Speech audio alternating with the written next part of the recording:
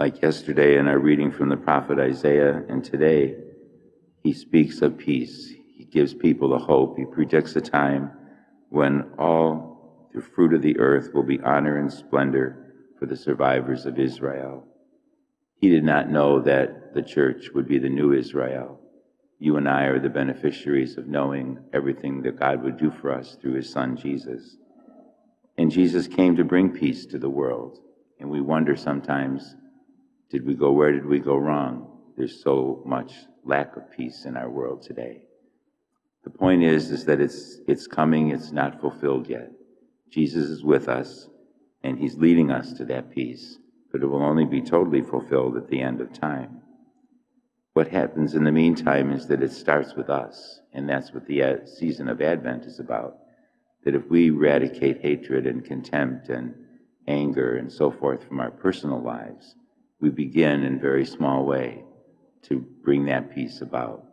And so the Lord calls us each Advent to make peace a greater part of our own lives, our own families, so that he can continue to lead us to that final peace. The centurion in the gospel is a man of great faith and humility. He knew that Jesus possessed the power to cure his centurion, and his servant rather. And so it took faith in Jesus, first of all. And secondly, it took humility. He knew that he needed Jesus. He was a man of great power and authority, but he needed Jesus, a power and authority in the spiritual life. And so he comes to Jesus with that faith and humility. And instantaneously, Jesus cures his centurion, his servant. And so today, we say to the Lord, too, that we come to him with faith and humility. We repeat those words we just heard in the gospel right before communion. Lord, I'm not worthy that you should enter under my roof, but only say the word, and my soul shall be healed.